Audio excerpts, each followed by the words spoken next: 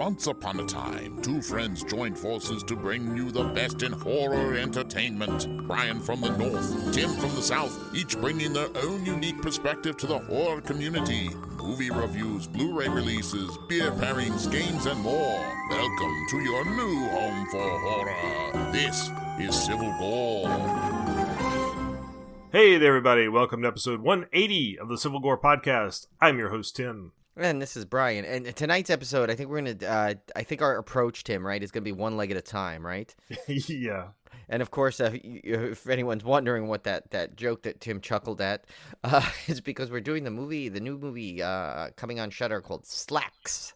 About killer pants, basically, killer jeans to be specific. So this is gonna be a fun one to talk about. It's just like when you hear it, you kind of give that probably that eyebrow, oh, really? But it's definitely a fun one. So that's gonna be fun to talk about. Yeah, I'm looking forward to talking about that one. That one's one of those that, like you said, you kind of do the little eye roll thing, like, oh, it's a I said eyebrow. You're right. Eye roll was what I meant to say. Okay, I'm off to a good start tonight. Well, it's a raised eyebrow. Okay. That could work. But that's true. Yeah, you get kind of this, another gimmicky horror movie, and then they somehow pulled it off and made it really, really fun. Can you imagine an eyebrow roll? I mean, that beats The Rock, right? Even did you know Anna can do that? By the way, she can do the Rock. She can do the Rock eyebrow. Oh, nice. I could do one side. I can't do the other. How weird is that? Yeah, she can only do one side, but she can do it so good, and I can't do either side. So now you need to teach her how to do the full on, lay the smack down. Well, she loves The Rock, so she's she knows exactly what his face looks like when he does that. So she does it, and it cracks me up. Tim, do you think you'll get her some Rock memorabilia? Oh no, I'm afraid it doesn't matter if you're going to get her some Rock memorabilia. No, sorry. I was afraid that was a setup, and it was. I know. There was such a long, awkward pause. That joke hit horribly, and I couldn't even think of the right thing to say. Oh God, this was bad. We're going to have a fun episode today. I have a feeling. Gosh. Well, I'm still recovering from one of our items that we'll discuss in the first chop. Maybe that's what it is. That might be it. We can and daylight saving times on top of it. So yeah. All right. Well, let's get right into it. This is our first chop. Okay, so I didn't watch a whole lot this weekend, Brian, but I did manage to, I've got this foolish notion that I'm going to watch all the Godzilla and King Kong movies in 2 weeks, which is not going to happen. But you realize how many Godzilla movies there are, right? King Kong you could easily knock out, but Godzilla, I made a list. There's 40-some. If you count King Kong and Godzilla, there's 40-some movies. Yeah. Now, Tim, I have extreme confidence in you, and I know you're one of those people that will if I'm gonna put my mind to something, I could do it, but this one might be a tall task here to accomplish. Just the time frame of it alone. If you had a year, I think you'd finish well ahead of schedule. I think it's the time frame you've given yourself is a bit tough. Originally I was going to start this back in February. Right. And I never did. So now I'm I forgot I was supposed to watch all of the Godzilla and King Kong movies before the new one comes out. But you got to start somewhere. So I started with Godzilla 1954. And it's been a really long time since I've seen this movie. So I didn't remember much about it at all. And I could see why it's a classic. I mean, obviously it's not scary by today's standards. But if you look back through the viewpoint of somebody living back then, right after the war, and the atomic bomb getting dropped, I could see how it could be a very frightening movie. I could see how the special effects could have been very shocking. Looking at it from the lens of a person from that time period, I was really impressed with it. I thought it was really cool. It was fun. I used to watch it when they'd have that Godzilla week. They would show that one. They'd show a bunch of them, but they always would start with that one. Yeah, that was always a great one. And then he also would do. Sometimes they would have that. You remember they had around New York, at least on Thanksgiving Day, it was all about King Kong. They'd have the 3 King Kong movies. So, not 3 King Kong movies. It would have Mighty Joe Young, the original, then King Kong, and then Son of Kong. And the Friday after Thanksgiving would be Godzilla Day. They'd have on this channel, and so they do. They had varied ones. I think they did the Monster Island one a lot. which was, I mean, it's known as two different things. I think it's like Calling All Monsters and also Godzilla's Revenge. I've seen it. That was repackaged at. But they'd have that one. They'd have, I'm pretty sure they'd have the original that day at one point. And then they switched over the years. I think it wasn't always the same ones with Godzilla. But I know at least for the first couple of years when I used to watch that ritual of it, it was always the original in there. So it's pretty cool. But yeah, I think you probably for Godzilla vs. Kong, you really just need to watch Skull Island and the two Godzilla movies, I think, in order to stay in continuity for this, I would say. Yeah, the modern ones, yeah, for sure. And that's what I'll probably do. I'll probably just go back and watch those because it has been a while. I saw Kong Skull Island last time I saw it was in the theater. And the first Godzilla, modern-ish Godzilla, has been a while, and then I never finished the most recent one, so I definitely need to watch that one. So yeah. And you could, you know, I mean, maybe to get the spirit of it, you can watch the original King Kong vs. Godzilla. So yeah, that's true. Which is that's a fun one. I remember at the time, and there's a whole backstory to that. But that's not really. We'll probably not get into it. We'll be in here forever on this discussing these things, but yeah. So that's I'm so excited for Godzilla vs. Kong though. Ooh. Yeah, I am like counting the days. So another thing I watched, Brian, that I feel bad because I actually watched this a few weeks ago, and I missed putting it on the rundown. Yeah, that keeps happening, and that's my fault too because I'm like rushing these rundowns at the last minute, and I'm sending them to you. I'm like, okay, it's done. Like you're like scrambling to put these on. So this was sent to us by a friend of the show, Rocco Zevenbergen. Hoping I said that right, Rocco. But he sent a screener for his new film, I Need You Dead, which is a horror comedy. And he asked us to mention it on the show, and I was happy to do so because, as you know, we all support indie horror, and we love new takes on horror movies done by indie directors. And this movie is insane, Brian. Did you get a chance to watch this one at all? I didn't yet. I have to though. I want to now after after your description. So I think I definitely need to watch this. Yeah, so this is about this punk rocker guy named Dood, D-O-O-D, and I love it already. he goes to a party and gets served some psychedelic dummy gummies, and that kicks off this crazy trip where he's got this I don't even know what to call it. This creature that's kind of a crazy influence, kind of a monstrous creature that's tagging along with him, and it's got vibes of like. I'm trying to think of some movies I've thought of. It's got a very Full Moon vibe to it. If you've all the Full Moon creature features, it's really reminiscent of that. It's got some crazy, like the comedy portion is almost Warner Brothers-esque. Oh, I see Lloyd Kaufman's in it too. Yeah, so it's got all kinds of crazy. It's just got a really weird, in a good way, really weird, crazy, bizarre vibe to it. That if you guys like Full Moon and you like that kind of trauma and that kind of film style, I think you'll really like that. And I'll say Rocco's got some interesting ideas as a director, like in terms of like some of the comedy. It was really, really out there and in a good way. So check that one out. It's called I Need You Dead, and it is available. You could go to his site is badtastevideo.net if you want to find out all about his movies and everything. But we're going to try to get Rocco on the show because I really want to talk to him about this movie and some of his other projects. So we'll I'll have to watch that. I'll try and watch it this week, then we can get him on soon. But over the weekend, I didn't get to watch much either, but I did watch my two horror docs that I got. The something from Jason Paul column. I got the Something to Scream About one and the Screaming in High Heels. So the first one was actually Brinke Stevens hosted it, and it was basically about it's kind of like working. It was an earlier doc, so it was more about like just random scream queens, how they were working in the B film industry. So it's more of a B film industry than exactly just a true scream queen one. But it was still really cool. It was some cool old footage and old interviews and stuff. It was a lot of Julie Strain stuff, rest in peace, of course.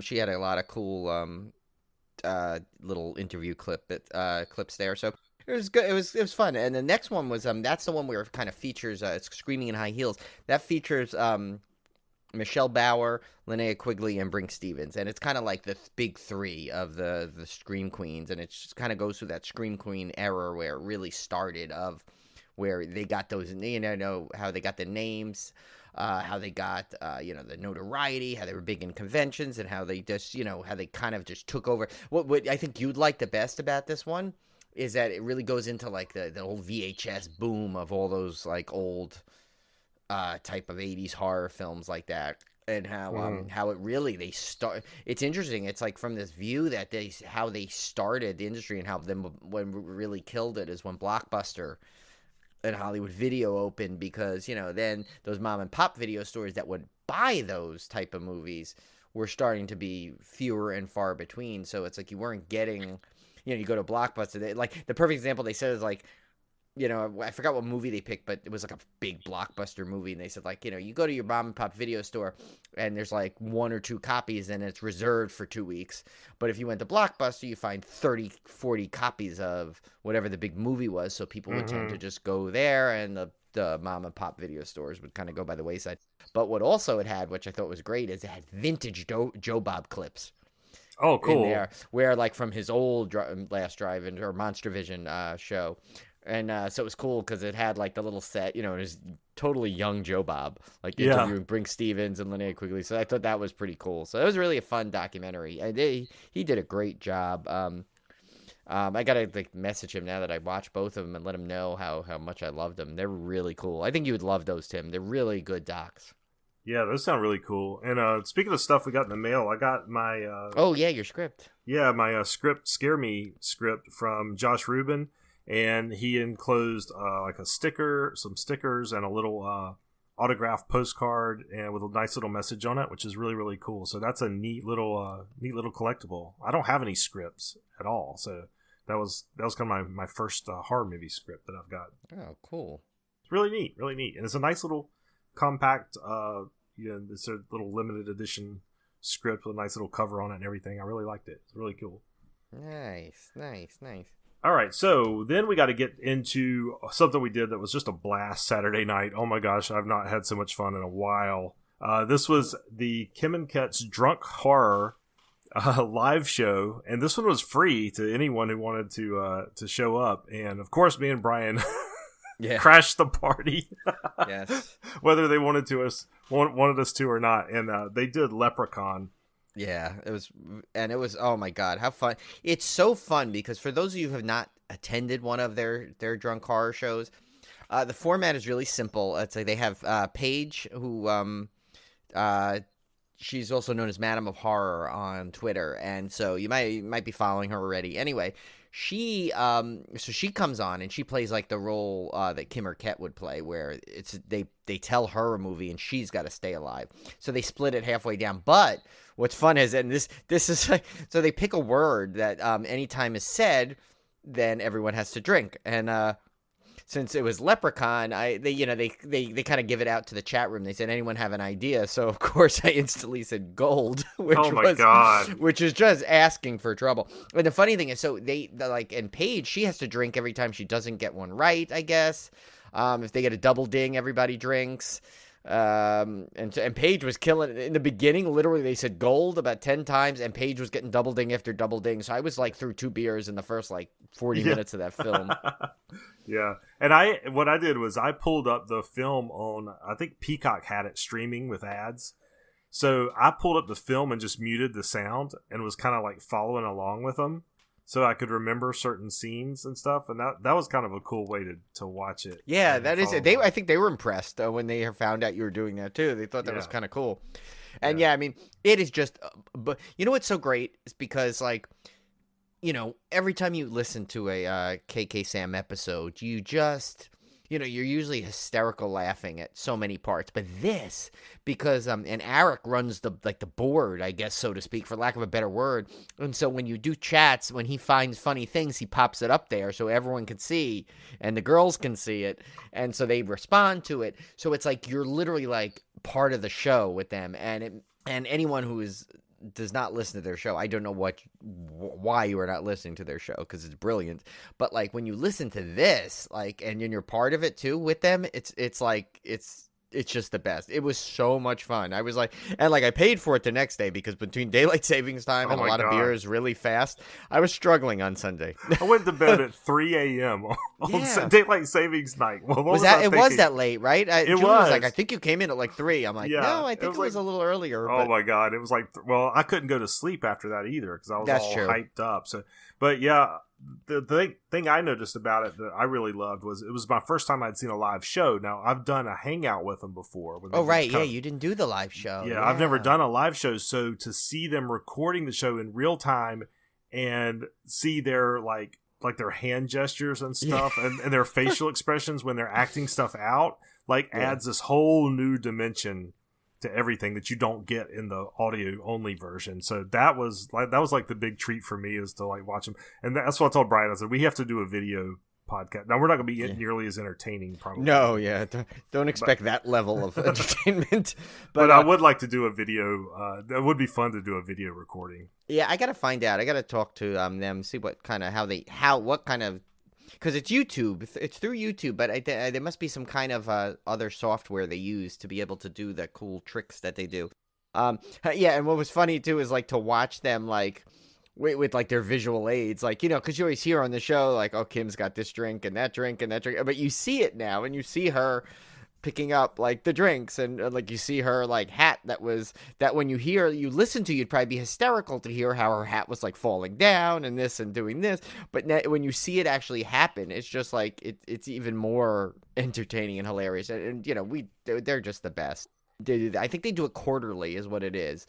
So they probably do it like 4 times a year, maybe 3, depending on, you know, how it works out. But I do know they do it at least 3. They're going to plan on doing it at least 3 times a year. So the next one, you guys got to catch it. You got to catch it, especially if you're a fan of them. I mean, it's like, it's the best experience to experience their podcast. Yeah, I'm so glad I made it that night and set aside some time for it, because I thought, originally I thought, well, I'm probably just going to be able to just pop in for a second. And then I just got just completely hooked.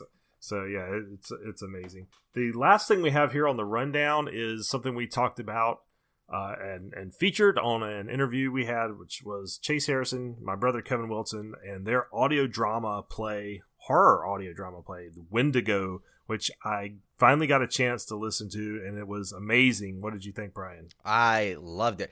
I told Chase and Kevin right away. I mean, well, actually, I posted on their Facebook thing, so they saw it. What I thought was great is, I mean, first of all, the storyline is great too.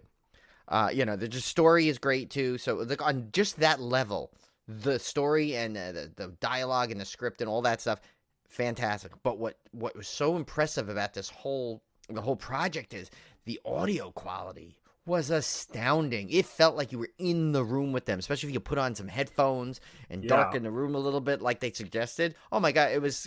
And I listened to it twice, actually. I was going to say watched it twice, but that's how immersive it is. I felt like I could picture it all. And I didn't know the other people in it, but I do know, speaking from, everyone was great in it. I mean, Kev was just unbelievable in it. He's so good. And, I've seen him just take on a character just spontaneously, but I never really got to see him perform in a real setting. Obviously, I know he's done some stuff, but, being in North Carolina, it's not like I can just hop in a car and be there to go see a play one night and then drive home. So this was my first experience of Kev, and like, oh my God, he did not disappoint. He was fantastic in it too.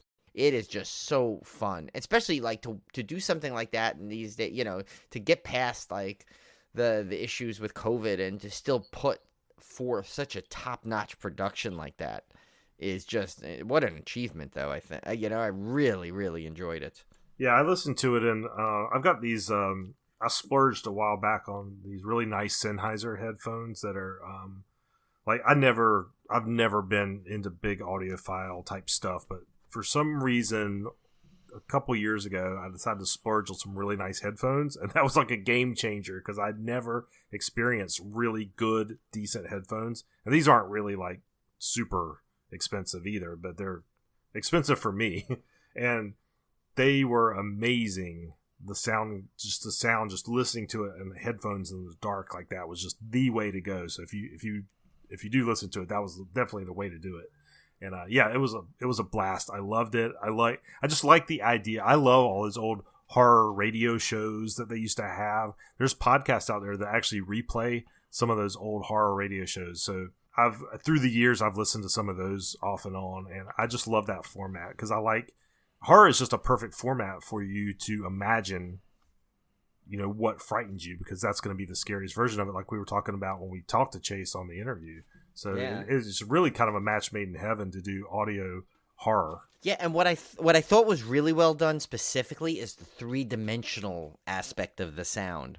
Like where someone was outside and, you were hearing them as they were supposed to be outside, but you heard that from you being inside the cabin. And right, they sounded a little muffled. Yeah, and they did, and then they were outside, you heard the wind howling and the sound effect. It was just, oh my god, it was so good. I hope they somehow release like a version you can like own for good. Because I could see myself like loving to just listen to that over and over again. So let's get to our feature of the week. We're talking about SLAXX from 2020.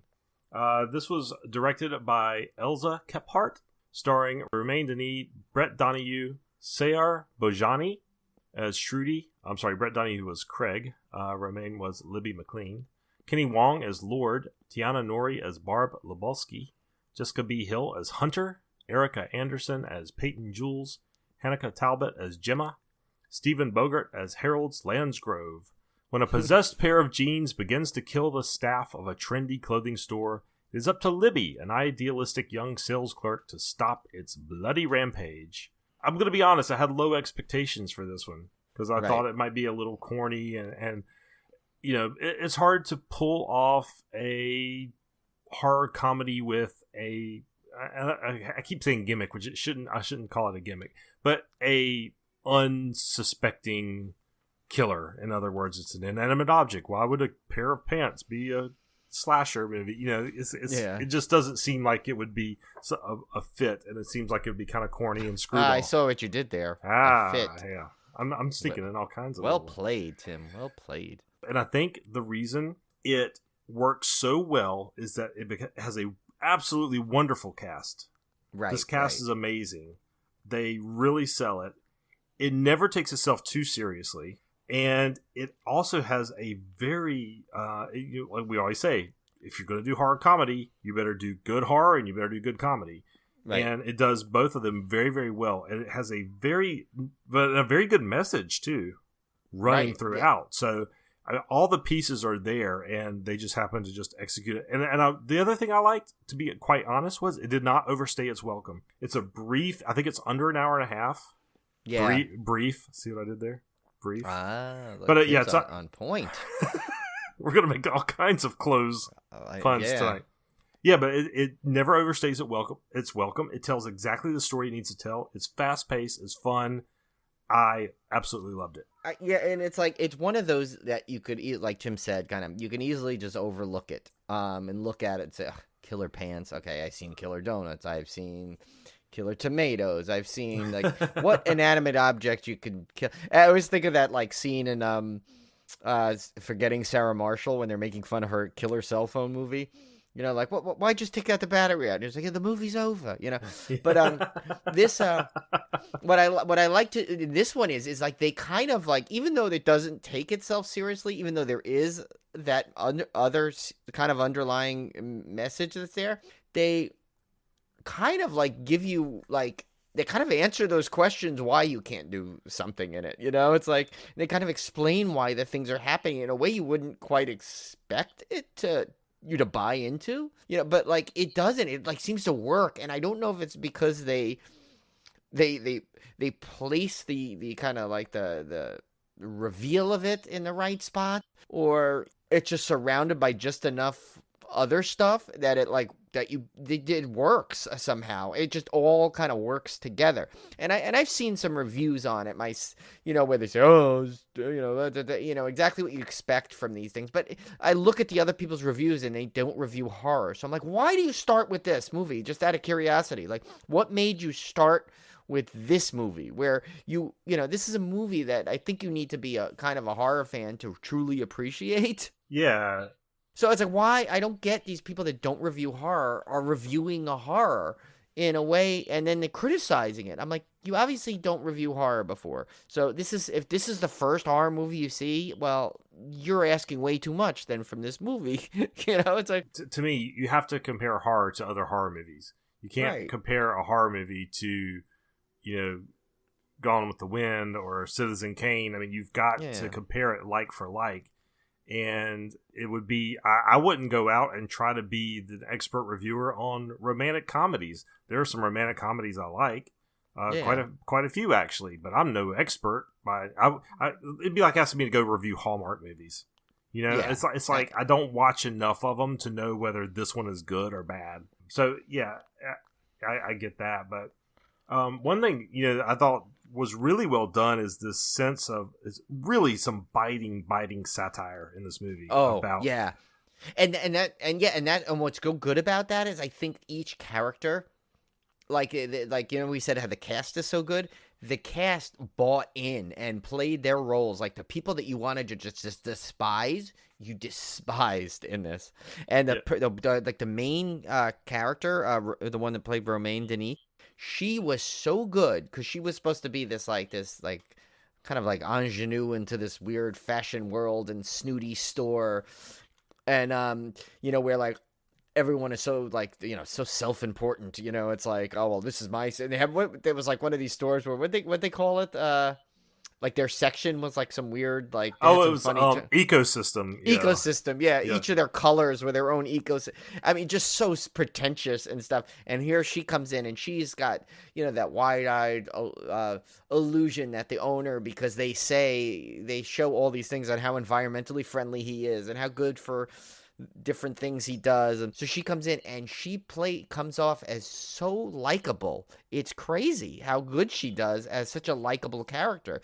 To where, you're like, I want her to survive. I mean, you drop, normally, before I saw this, you drop a killer pants movie on my lap. I'm like, all right, I want these pants to go and bite everyone's heads off, and chew everything and blood all over the place. I don't want one survivor, I want the pants to win. But in this, it's like, you have the people that you want these pants to kill for sure, and that you don't like because you despise them because you're supposed to. And then there's her that you're like, oh my God, I want her to win. She's like, she doesn't belong here. She's better. She's too good for this place, And it's like, you wouldn't expect to find that level of anything in a movie like that, Oh, and then you've got the character of Shruti who has to play the balancing act because she has to play at first unlikable, but then likable as the movie progresses. And that's a very tricky role to pull off, and she does it fabulously. Yeah, and I didn't expect her to, make that kind of turn either. I just said, oh, she's just another one of them, like the, stuck up. And now here's someone, now for me, I am not a fashion person at all.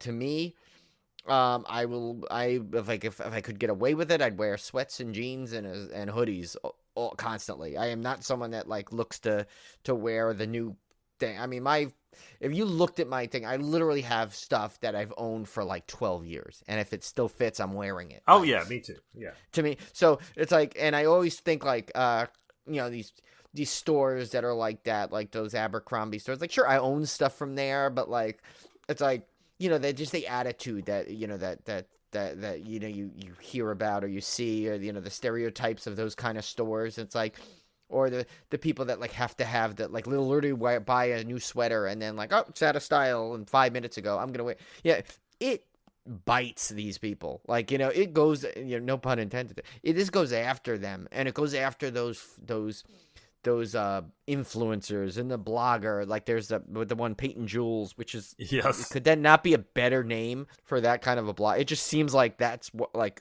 there'd be a real version of her. And you see these people so many times, and you're like, oh, it's I mean, granted, there's some that really know their stuff, they belong in that, doing those kind of influencing. But then there's ones where you could tell it's they just want the likes and the fame and all this stuff, And because I'm not trying to bash that, because I know there's some people out there that make amazing content on YouTube and Twitch and all that stuff, Yeah. So we know who they are. Actually, we interact with them a lot. So it's but it's those ones that are like the self-important. They really don't care about what they're doing. They just want to look. They want to have it first. They want to have the before anyone else. they want to have the breaking news story. We see that even in like the theme park community. It's like you see it in everything. I think in every group, I think every group has their they all have it. Yeah, and so it's like, to me, I enjoyed that part of it because I'm like, good. They're like really hitting hard with these people. They're making fun of them in a great way, kind of a thing. Yeah, in today's political climate, it's very easy to have a satirical look or a parody look at the right wing. And I thought it was kind of refreshing to see, and also kind of a poke at the far left side where everything's so eco-friendly and this and that and the other thing, and they're kind of poking fun at the pretentiousness of it and how they're looking down their nose at other people and stuff. And so it was, in that respect, I thought it was kind of it took both sides. It took both sides, just like The Hunt did, which I thought did so well. Same thing with this. Like, it was like, it poked fun at everyone. It poked fun at, like, the people, even like me that don't know fashion, because look, the main character at some level, she was like, she bought the clothes, but she didn't really buy it to be fashionable. She bought it because it was eco-friendly, or she really liked that particular thing, so. Yeah, because it's poking fun also at corporate America and big business and shady business practices. So it's capturing both sides of that. And I thought that was really great because it's not setting out to offend anyone. But it does have a through line of a really good message about how these corporations can exploit workers in other countries and that kind of thing. So I appreciated the message on the one hand. I appreciated the satire on both sides from the other side, and then you have a arguably fun script with some great kills and a killer cast. So yeah, I mean, what's not to love? Yeah, no, and and it's funny too. It also, like, at some level, it pokes fun at the audience too, because it's like I'm sure there's someone out there and that has bought into, like, you see. You find out, like, not everything is what it seems like on the internet, and even public personas of things turn out. You find out, oh, well, wait a minute, they've always been this, but now now we've uncovered that, like, oh, maybe they've only donated 3% instead of 50, like they say, kind of stuff like that. So it's like, it kind of pokes fun at everybody.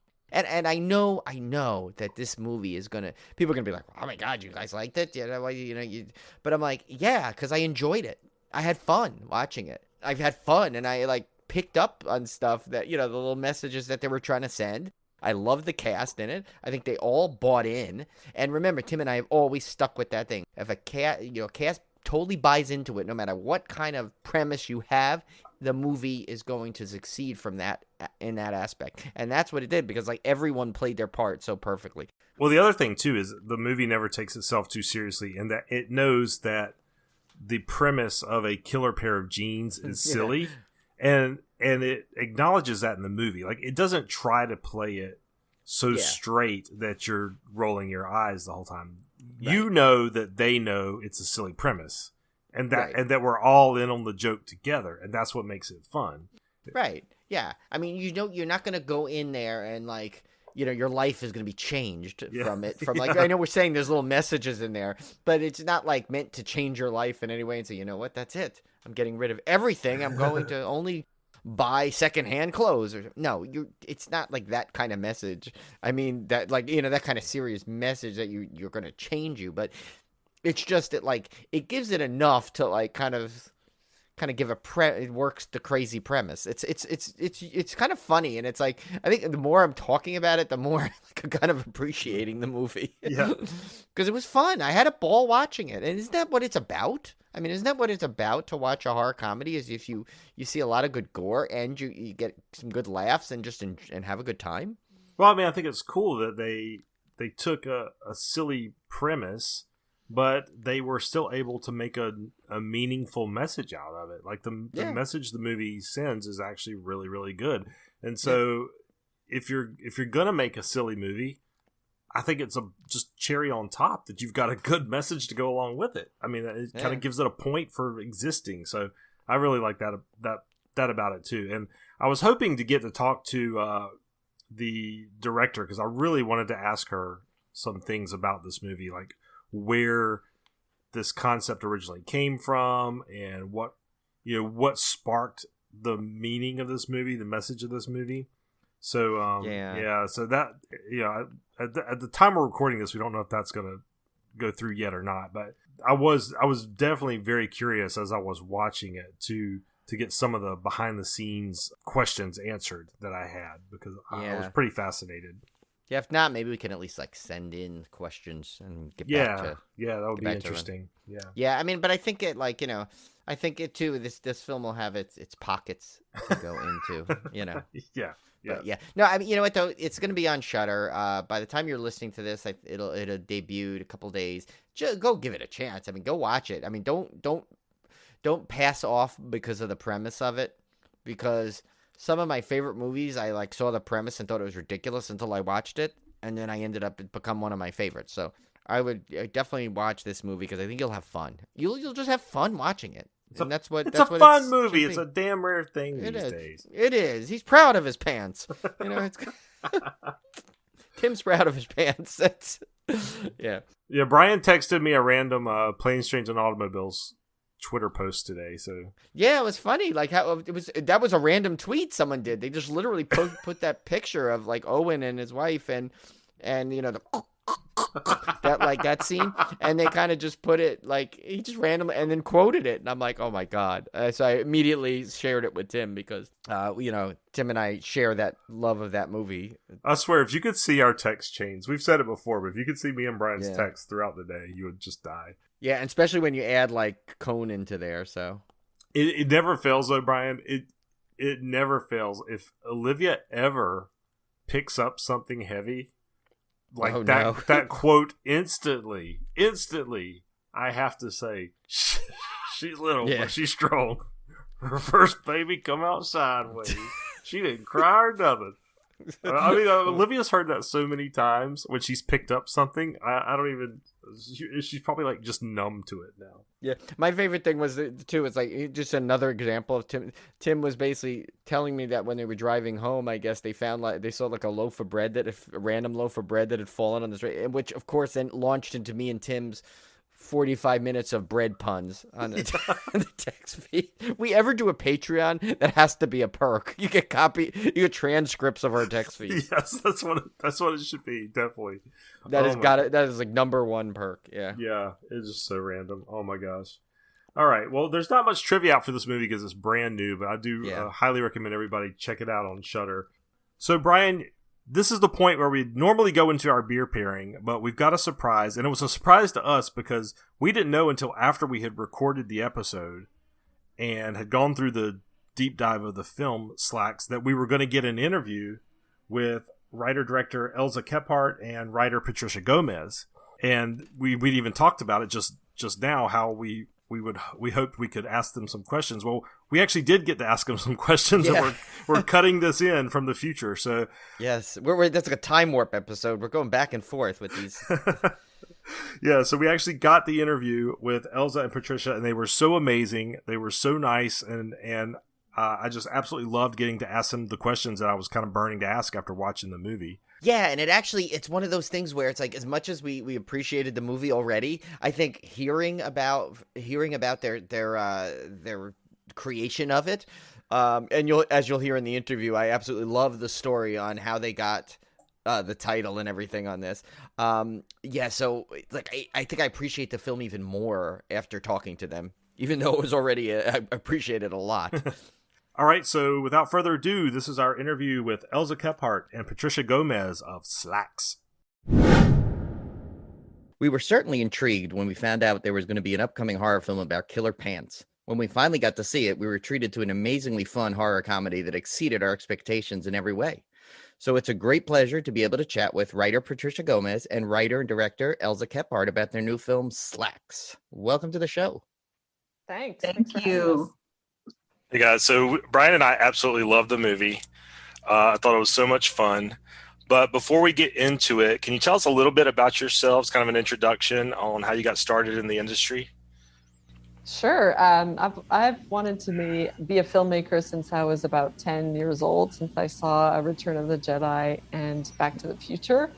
So I've always been a big genre fan, and I went to film school at Emerson College in the US and came back to Montreal and worked on film productions to get a better background in production, and have been making independent films since my early 20s with Patricia. And SLAXX is my first fully financed feature film.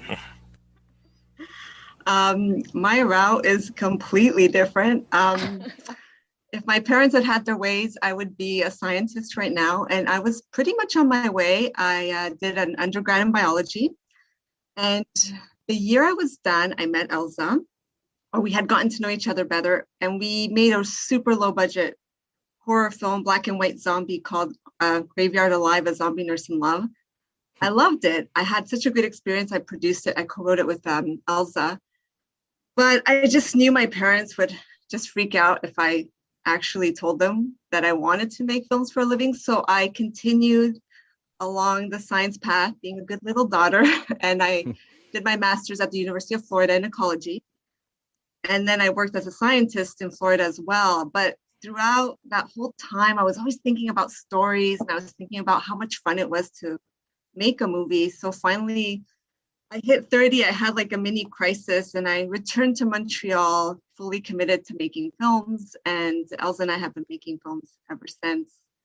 So yeah, a little bit different than most, but, and my parents have finally accepted that I will no longer be a scientist. Oh, they're so proud. They're so proud of you. Yes, finally, right? Well, speaking of this movie, so we have to, I'm sure you get asked this now all the time, but we would love to know how you came up with the idea for SLAXX. Patricia, you go. I just told it, so you give it a fresh Oh, right, go. my turn. Yeah, I mean, it actually happened when I was living in Florida. ELZA was brave enough to come visit me. I was living in Gainesville at the time, and we decided to do a road trip to New Orleans, because why not, right? Long trip, 8-9 hours. And so at some point during this trip, and we had a third friend, we, I guess, got really goofy, and we were talking about words we hated. So obviously SLAXX was one of them. And the friend that we were with just hated the word. So we were obnoxious, and we were just going SLAXX, but for hours. And then at some point, if you say it enough times, yes. Note to self, don't go on a road trip with ELZA and me. It's bad news. But at some point, if you say it enough times, it sounds like a villain. And then the idea just occurred to us, let's make a villain of like killer genes. And then it kind of went from there. So that's really how it started. It wasn't some like amazing, moment where we both looked at each other and said, killer genes. It was really just a long road trip. Well, I love that. How that came about, because I know Tim and I have tortured many of people with our puns and everything all the time. So I love to know that this cool film came up by just two friends needling others. I think that's the best. Yeah. But I just wanted to say, it's weird that even though we decided to call it SLAXX, we knew, both of us, that the villain would be jeans. We never once for a second thought it would be like khakis or anything. So I don't know why. It was super clear from the get-go. Yeah. The pants would be jeans, yeah. I think khakis are too nice. I think jeans have like an edge to them, They have this little mean streak to them, I think. So, I totally agree. Down with khakis, man. Well, one thing we really liked about the movie was it has like this biting social commentary and satire. So tell us a little bit about, because I know you poke fun at these high-end fashion stores, you poke fun at corporate fashion. Tell us a little bit how that messaging came about. Well, believe it or not, it was not the initial intent of the film. The first draft was really bad. It was set in a high school. And the second draft, it was actually due to Patricia's genius. She was like, wait a minute, why don't we set it in a store? And we were like, duh, of course. It's about pants. Because Patricia had worked at the Gap for many years. And then one of some horrible years of my life where I had to do retail, you guys. Never to revisit again. I can relate. But it was only until the third draft where we revisited it finally again, and just doing research on stores and stuff, I ended up watching a bunch of documentaries and looking at references of child labor, and that's when it really hit me that it had to be a social commentary about fashion. And I especially I've always hated corporations and corporate brainwashing. It's always been something I've been really acutely aware of, and so it's almost like this hatred boiled up within me and galvanized into the fast fashion. I mean, it could have been about, the Apple Store, but not really, because nothing quite encompasses corporate evil as fast fashion. Yeah, that's one of the things Brian and I pointed out in our review on our episode was we really liked that it had that messaging because it added some depth to the premise that was really interesting. Really liked that part of it. I have to say it's interesting you say that because the previous drafts, the jeans were just evil. There was no really rhyme or reason. And really when we incorporate the fast fashion element and we made the pair of pants actually a character is when the script actually got good. So I think all those previous drafts, we just weren't understanding that, yes, we have to love the jeans. It's always about the jeans. And when we finally had that emotional connection, I think that's when really the script took off. That's cool because we say that a lot about, I know when we do reviews of films, we always say that about like how a setting itself could be a character. In this, you made like a pair of jeans and the setting their own characters too, which are great because that really, like Tim said, it really adds to the depth of this film. Oh, I'm so excited that you really picked up on the settings. ELZA put a lot of thought into what the different parts of the store represented and felt like and looked like. I don't know if ELZA, you want to elaborate, but you did a lot of work on that. Sure. I mean, I've always been really inspired by locations. I've worked in locations for a few years in my youth. And to me, locations are really characters. The hospital in Graveyard Alive was a real character. So I wanted the same for the store. And I know that stores are like the storefronts are always manipulated to make you buy things and to make you excited. So I did a lot of visual research on the three locations, the storefront, the back store, and the warehouse, to make sure that they have a real unique symbolic vibe that felt both new and familiar. And I, really insisted on finding the right location. I mean, I don't know how many empty storefronts we saw with Patricia. I was like, nope. And it was by happenstance that someone showed us a bunch of stores, and we were like, well, there's a lot of stores in this mall that are closed. Show us all the stores. And she was like, okay. And then finally, one she wasn't going to show us was the one we ended up using for the storefront because it was just so perfect. That's funny. I love how you referred to it, how the characters referred to it as like ecosystems for the different sections, which I thought was so funny because it kind of adds that like little like pretentiousness to the store that like it just nailed it. I thought, I'm like, oh my God, they're literally referring to it like it's an ecosystem, and it's like. Well, it's a corporate term. I've heard it used in corporate lingo. Ecosystem meaning like your company's whatever the company is dealing with. And I was so horrified that I knew I had to incorporate it into the film. I kept a little journal of disgusting corporate words, and that was one of them. And I was like, ecosystem, finally I'm able to use it. Oh my God. Yeah, that one is perfect. And actually that segues into this great question because next question, because so Tim and I we love horror comedies, and we always, one of the things we always kind of stuck to is that a good horror comedy kind of has to have this great balance, between the comedy and great horror and gore, and not too much it doesn't lean too much on one way. So I think SLAXX does a fantastic job of this, as we kind of gave several examples of before. So was there a conscious effort, in the writing and in the directing and filming of this that to make sure that kind of you maintain that balance? I have to say, not at first. Like intuitively, I wrote the script. Well, we wrote it together, but I wrote the dialogue. So I just love like grotesque. I love the grotesque, absurd more than I would say comedy. So that's just part of my nature. So the script really came out like just the way it was. I think because Patricia's a real slasher gore fan, she always made sure that there was enough of it in the script. And then we shot it, and when we edited, we were like, oh, it's sort of more serious, and the acting's really good.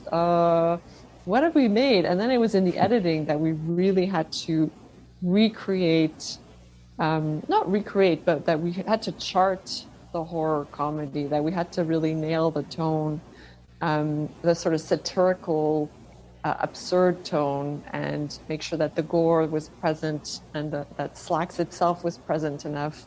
And it was a very delicate balance. It was like making a fine souffle. If you took out one thing, all of a sudden it didn't work. And we had a lot of conversations, Patricia and our other producer, Anne-Marie, and the editor, about that, and about what was still missing. And the music came in and was a huge part of it, like getting that weird sort of the weird music during the kills, so the kills we wouldn't pretend that the kills were scary, because they weren't, but they were absurd but still disturbing. It's very difficult to nail. You spoke of the cast, and Brian and I both thought the cast was just phenomenal.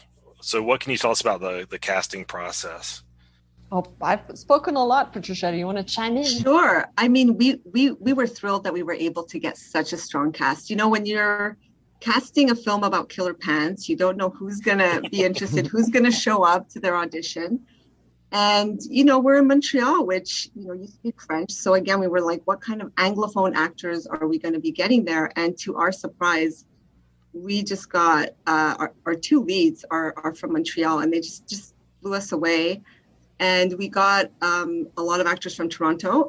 So we were just really surprised that we were able to get good actors for every role, not just our leads, but like all the supporting roles.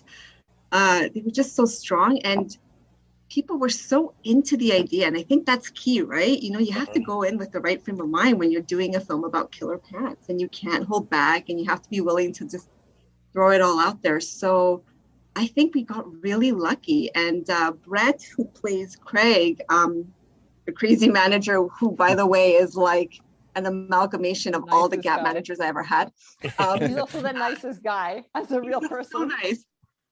But we cast him very late, I think maybe a week or a week and a half away, right, Elza? We were both kind of like a little bit stressed, but we found him, and it kind of all worked out at the end. But I have to say, super talented, and just such like great attitudes on set, like covered in blood for hours on end. No drama. It was great. I think we got really lucky, and they loved the idea, right? Because you want actors to want to be in this film, not just to be like, oh, I need the money. So they were all really, really game. So I think it worked out amazing for us. We were so pleased, really. Yeah, no, you could tell they were all in, especially I think Roman, I don't know if I pronounced her name right, as the lead. Perfectly. She was one of the most likable characters I've ever seen in a horror movie. It's like, usually it's like you see a movie about killer pants and you're like, all right, I want these pants to eat everybody in sight. But I felt myself really like, oh, I hope she, makes it out. I don't want these pants to get her, because she's actually really cool and so nice. And it's like, yeah, I mean, she's a sweetheart. And I remember when she auditioned, you just wanted to like put her in your pocket. She was so cute. Yeah. And Elsa and I, as soon as she walked out, we just looked at each other, and we knew she was Libby. Like the moment she auditioned, I was like, okay, don't look at Elsa. Don't make it obvious. Just like play it cool. But we knew right away that she was our Libby. I mean, she blew us away. She was great. Yeah. And she's a French speaker, so English is her second language, but she totally blew us away with her flawless English accent. I mean, we were extremely, extremely lucky to find two fantastic local talents. Yeah, I couldn't believe when I found out that she was like, I guess, native speaking French, because she did sound like someone you'd meet anyone you'd meet like in the store, like, in the States here. So it's like, that was great. So and this might be too early to ask this, but is there any kind of first of all, it's a two-part. First, if there's going to be any chance of SLAXX 2 sequel there, and if not, if you have any other upcoming projects that you could talk about as well. Well, we don't have SLAXX 2, but we have SLAXX 2, The Trees That Kill, which is sort of a joke, but it's not. It's a story that's been brewing in our mind for a long time, and Patricia said she mastered in wildlife ecology. So it's a little bit along the same lines as SLAXX, where it's it's a real ecosystem this time, almost sending out a call for help and taking revenge on a community that's abusing it, think it's easy to make an analogy, but the main character, unlike Libby, must undergo a psychic transformation, a metaphysical transformation, which will alter his own perception of reality and humanity's place in the world in order to save the ecosystem. So it's like one step above in that character evolution. And then we have another one, and I'll let Patricia tell. Oh yeah, and I just want to mention in the other one, it sounds very serious, but there's going to be a lot of blood, and there's going to be like trees killing. So don't worry, I'm already in. Horror. Tim and I are already in. Yeah. I can speak for him. We're in.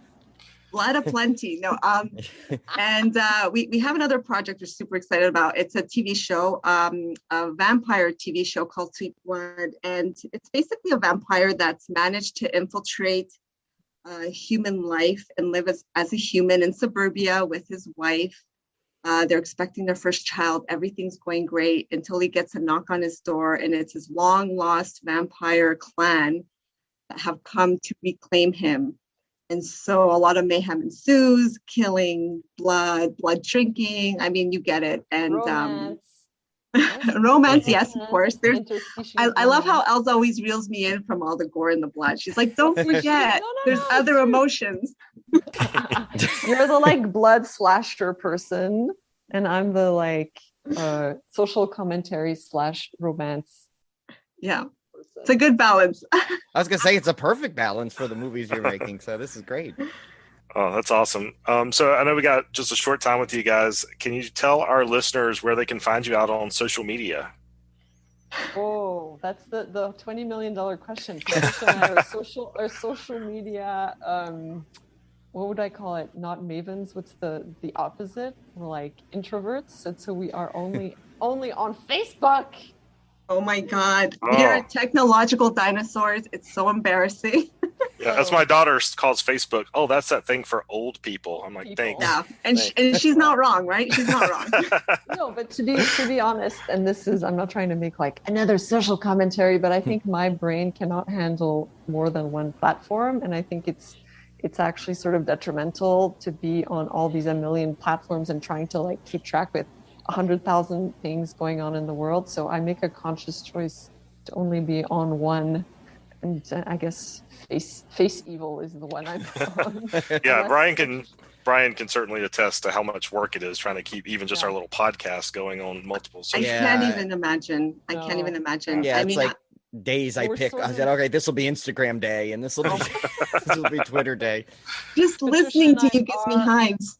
Are looking for someone to help us come into the 21st century. So if anyone out there wants to be our community manager, desperately seeking technological makeover. But I have a production company, so I'm trying to get more with the program. My company is called Head on the Door Productions. So I have a website, but I'm hoping to start having all those extra handles, but ideally someone else managing them, because I think I'd be horrible at that. It does take a lot. It's like another whole thing in itself. Yeah. It really, and if you're an artist, I think, if you want to talk about things and explore ideas, I'd rather spend time doing that than trying to get Instagram followers. I'm sure like everyone is cringing and thinks I'm super pretentious, but that's just who I am. So that's why I'm only on Facebook. Well, I have to say, for two people that don't really know the social media, you nailed the influencer character pretty well. I have to say in there. That was written perfectly. So I saw that on this fast fashion documentary, and I was so horrified. I think I literally did a whole evening. I drank a lot of beer and did a whole evening of research on influencers. And then Erica Anderson, who plays Peyton Jules, was also so excited about it that we just were like two teenage girls at a sleepover trying to work on that character. So it was really a great collaboration. And I love to critique things that make you cringe. So.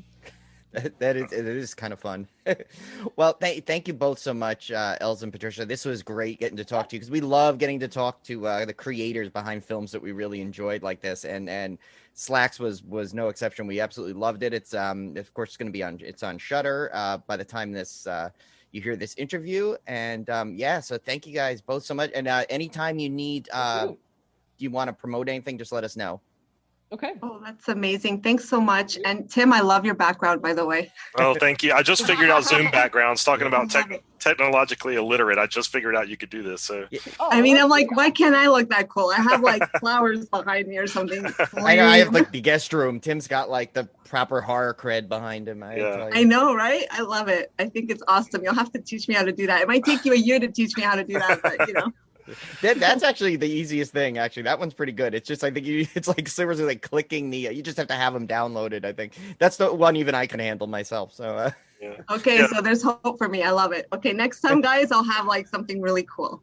Yeah. Thank you so much, guys. And yeah, any future projects, definitely keep us in mind. We'd be more than happy to promote it on the show. And this episode, we're actually featuring SLAXX as our featured movie. Yes.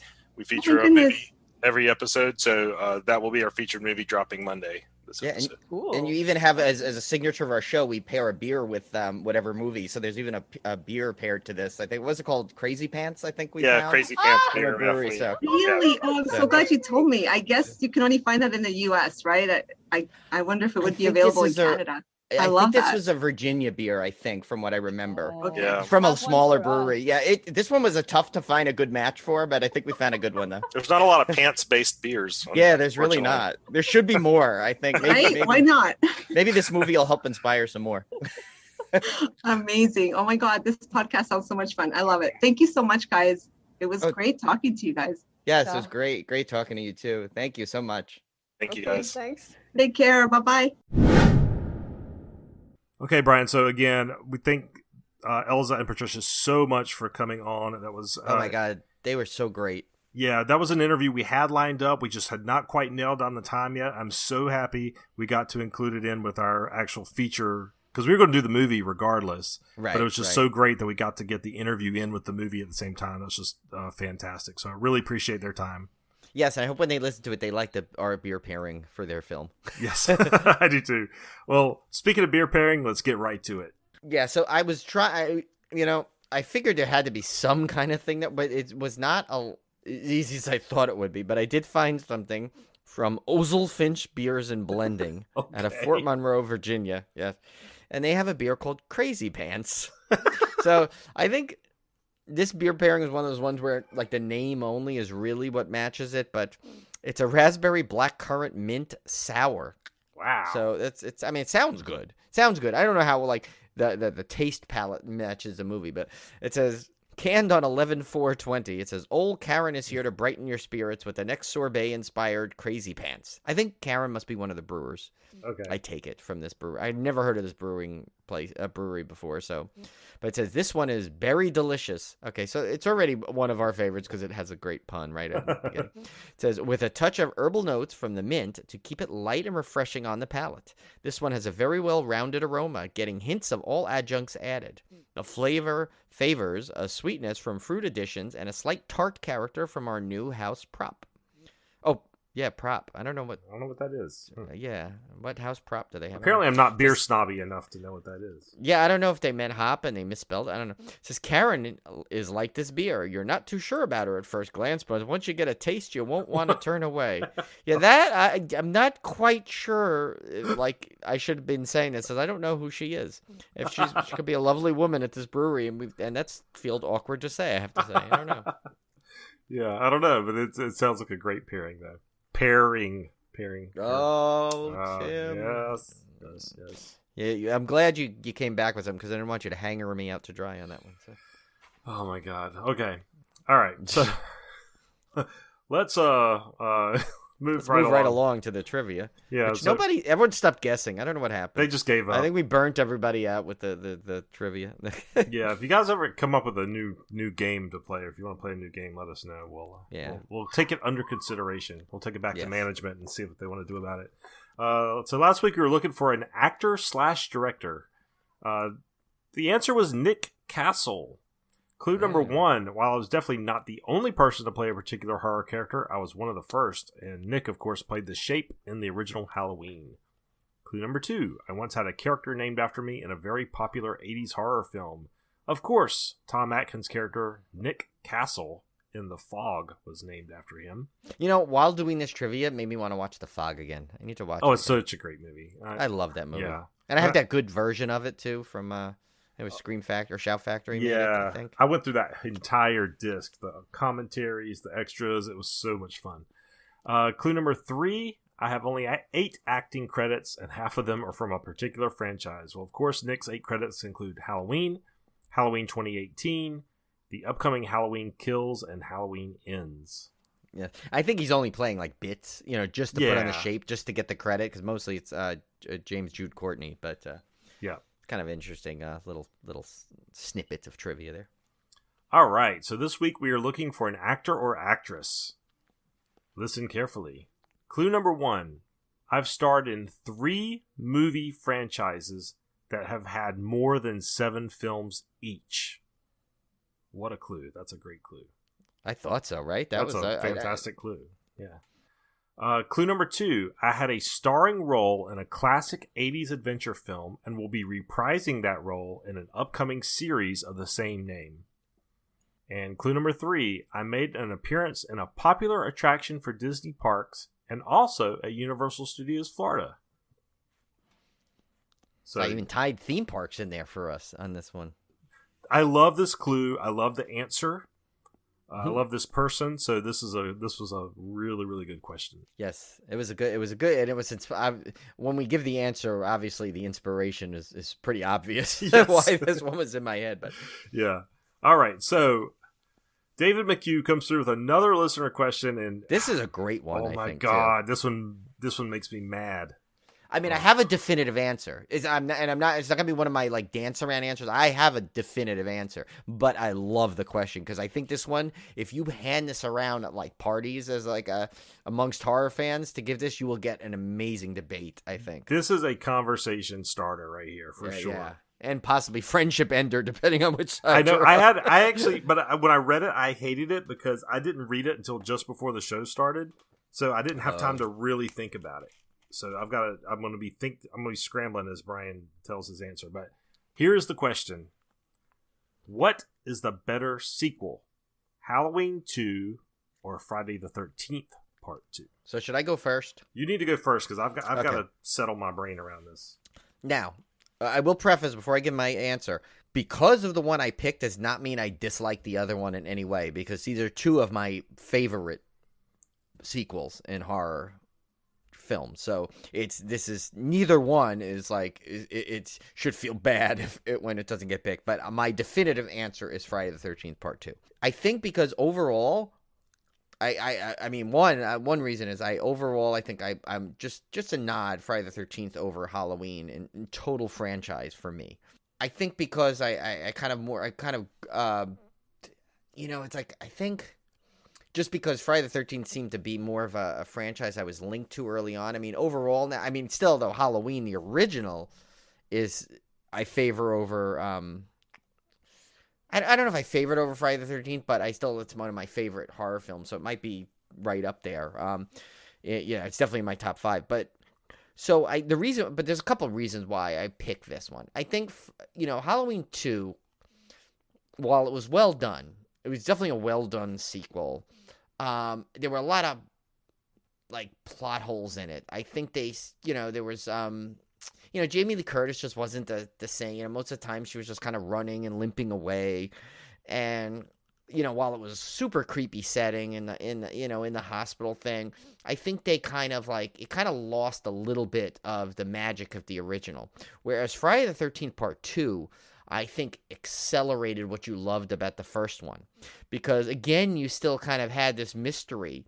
Like, yes, you knew it was supposedly Jason, but were you 100% sure at that point?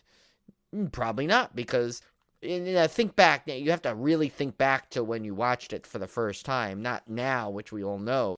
But back then, you weren't sure who the killer was in the first one. They faked you out completely. So this one, I was like, oh, maybe it's just someone that's pretending to be Jason coming back, because that's implausible, because the first one was really set in reality that made a lot of sense, it was an avenging mother going after, getting revenge from her child being killed due to incompetence. Then when Friday the 13th Part 2 came along, they added, some people say, oh no, Jason was just living in the woods the whole time. Some people think, no, he drowned. It's supernatural. Whatever your view on it is, until you knew for sure, you didn't, you weren't 100% Well, plus sure. you knew his mom was definitively dead. Right. From the So first you knew it movie. wasn't her. So you knew it wasn't back. her. Yeah. So it's all a brand new mystery, like you said, because again, this is before the franchise, so nobody knew Jason was a thing. Right. So yeah, I could see that. And of course it has one of my favorite, characters in it, which was Vicky, played by Lauren Marie Taylor, which made all getting to meet her this year and have her on the show was even more the treat, because even before we knew that, she was always one of my favorite characters. I remember I told her that too. It's just because she was just a cool character in that. But also, I think they gave you such a really smart final girl in that. Someone that really, like, most of the time they use it by just like some kind of like either just pure endurance of the chase, or or just some dumb luck at some level, or they run out screaming and someone comes at the last minute to save the day. Here, she outsmarted him using like a technique which I thought was really, especially around that time period, was pretty advanced for the typical final girl at the time. I mean, she kind of had that whole conversation in the bar where she's like, well, let's put him in real terms. Would he be this? Would he be that? So, her mind is already going there. And then when she has to play that off, of course she tricks Jason, putting on the sweater. I mean, I still don't know why she moves to the side a little bit, but okay. It's not perfect. But I just think it had a lot of cool things, and it had some of the coolest deaths in it. The wheelchair death is incredible. It's got the impalement. It just had a lot of cool things to it. So and I always loved Friday. I thought it was one of the best, horror sequels to come after the first one, like that. And it was one that came out really fast, like a year later. Like they put that into production immediately because it's such the first one, and it didn't let down. Where I thought Halloween 2 came out. What did that come out? 2 years later? Yeah, after the first one? Halloween 2 was 1981. Okay, so 3. So yeah, so it was a little longer, but they but so I think, and still it feels like it was just not like, and even though it took place immediate and supposedly the night after the first one, there was a disconnect from it. And so if you're truly looking at better sequel, which is the question, I think Friday the 13th Part 2 is the definitive answer for me. Oh, see, I'm gonna have to disagree. So just to a make rare disagreement. A rare disagreement. Now, I will have to say this one was so close to me that it's essentially a toss-up. That's how much I like both of these movies. And I've watched Friday the 13th Part 2 more times than I've watched Halloween 2, probably definitely in the last year. Because now, not all time. I've seen Halloween 2 more times total. But in the last, because of the box set, I've watched Friday the 13th Part 2 like 3 times. Because I'm watching commentaries and everything and watching extras and stuff. So I've watched the heck out of that movie in the past few months. So my appreciation for Friday the 13th Part 2 has grown exponentially from what it used to be. Because you have to remember, I've always been a Halloween guy. That's my franchise. So that's the franchise I watched over and over and over. Now, I did watch Friday the 13th all the time, but it was never my favorite. Jason was never my favorite, so that was not I wasn't as familiar with the sequels as I was the Halloween sequels, even though I'd seen them multiple times. So yeah, it's this one I think is such a toss-up that it really, I think it comes down to whether you're a bigger Halloween fan or a bigger Friday the 13th fan. And for me, the slight edge is that I like the Halloween series more. So, and really, it's not necessarily I like every movie more. I like the character of Michael Myers more than I like the character of Jason, and that's why the Halloween franchise is more important to me. Because not all the movies are great, as we know. In fact, some of them are quite terrible. Yeah. Whereas in Friday the 13th, I think even the bad ones have a certain amount of charm that I sometimes find difficult to find in some of the really bad Halloween sequels.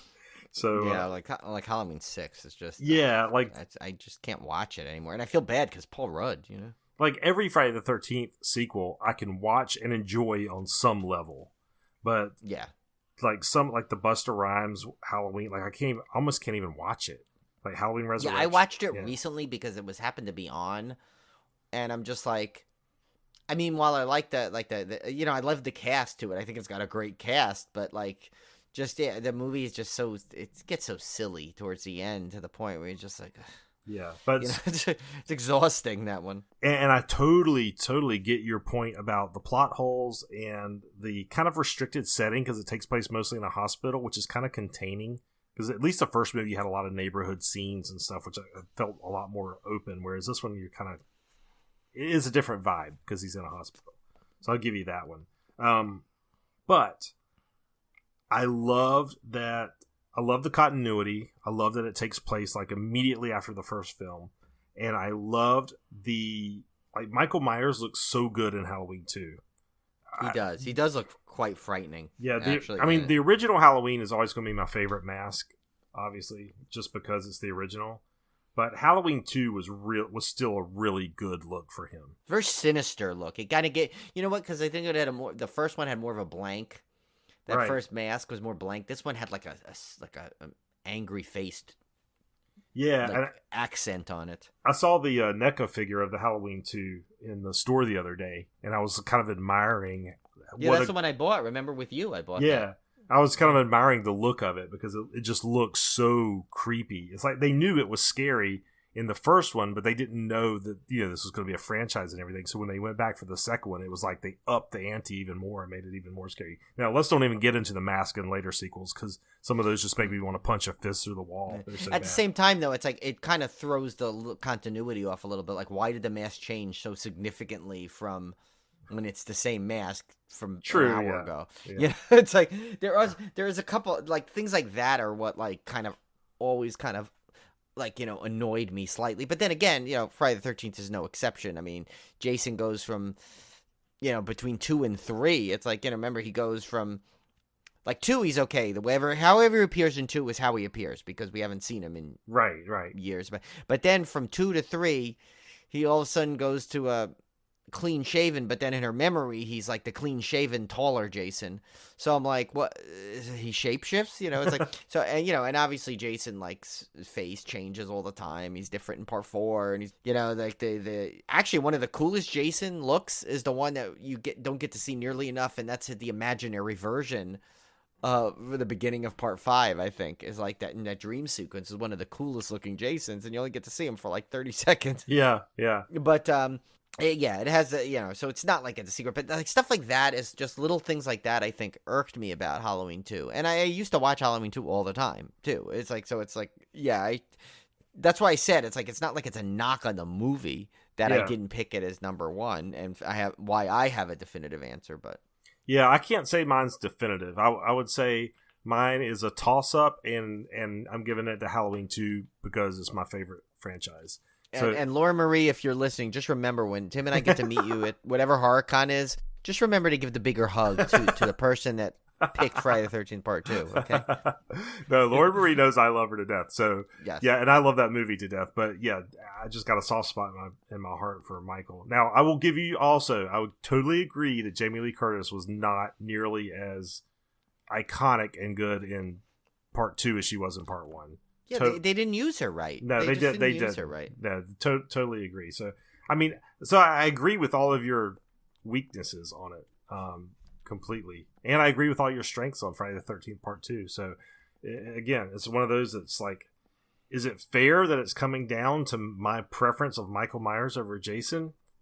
I mean, I guess it is, because it's your pick. It's your pick. It's when there's a tie on anything. Just like our picks of the week when we do our disc memberments, if there's 3 discs that I like equally, I just got to go with my gut. I got to go with my heart. So my heart in this case goes to Halloween 2. And there's another reason too, I think, is because growing up, that's I saw Halloween 2 more. And you sometimes you like movies because of familiarity more than that they're the better movie. And just the sheer fact that I've seen Halloween 2 more than I've seen Friday the 13th Part 2 probably has something to do with it. Because I used to watch that it used to come on TV all the time. I know Olivia, to this day, will not watch Halloween 2. It scares her so bad. Yeah, she doesn't like the hospital. Yeah, she doesn't like the hospital. So she had like a childhood trauma from Halloween 2, which kind of adds to the mystique and appeal to me. and it, to be honest, it's probably one of the the movies that made me afraid of I'm not afraid of hospitals. I work in one, for God's sake, but I've always felt uncomfortable in hospitals, and I feel like I mean, I don't think anybody's comfortable in a hospital because of the very nature. But I think what's funny though, in all horror movie hospitals, like every movie is like, it's always like these hospitals are always so dark and they're like one staff. Now, I've been like, my grandfather, when he was in the hospital for a long time, we were there at like sometimes in the middle of the night. I mean, where is this dark hallway? I mean, you get in there and it's like the light is so shining in your face everywhere, and there's so much noise always going on, even when it's supposed to be quiet. Yeah. I'm like, there's always like 18 people running around. It's like, never do you see it like you do in a horror movie. I mean, I could be wrong. Maybe I'm just at like popular hospitals or something. No, I've seen it. I've seen it one time, and that was the year we had the big ice storm here. It was like snow and ice, and we got locked down in the hospital for 5 days. So nobody could come in, nobody could go out. You better hope but right before that though, somebody didn't get in. Yeah, but we were, I was on the storm team, so I was called in, and I couldn't leave. So we had sleeping bags and stuff set up in the data center. But at night, we're bored to death, so we just would walk around the hospital, and that was the only time I've seen the hospital that deserted, and you really did get those dark hallways and with nobody around, because they had reduced staff and they had reduced patient count. So it was not like a normal hospital evening, and we would go all up in the cancer wing and stuff, and go all not in patient areas. We were going through public, visitor areas, obviously, but it was creepy. It was super creepy. That was kind of the appeal of it, of walking around, was just because it was so quiet, and it was kind of just had a spooky vibe because it's a hospital. You should have brought like a Michael Myers full attire just when you knew you were going to be on the storm team, just in case. Yeah, so that I've always kind of liked that. However, it's funny. My storage facility reminds me of because it's got the motion lights, and so like you go in there and like my thing is about my storage thing is inside, and it's a long hallway down with all the the storage doors. And I'm about like 6 in from the edge, so I go in there, and by the time I'm like usually in the middle of like me trying to do something, like it's weird the way they have it. Like the motion sensor is just past where my door is, so like so many times I'm in there and all of a sudden the lights will go off to just the bare minimum, and I look down, all I see is the slight like emergency little light, so you don't obviously trip and kill yourself, and then the light of the door all the way at the end of the other side, and then my door, the one I came in on. So it's like I'm always like looking down the hall, and I'm like, I could see, it's like, just imagine what would happen if I saw like all of a sudden like a figure walk in the back door there.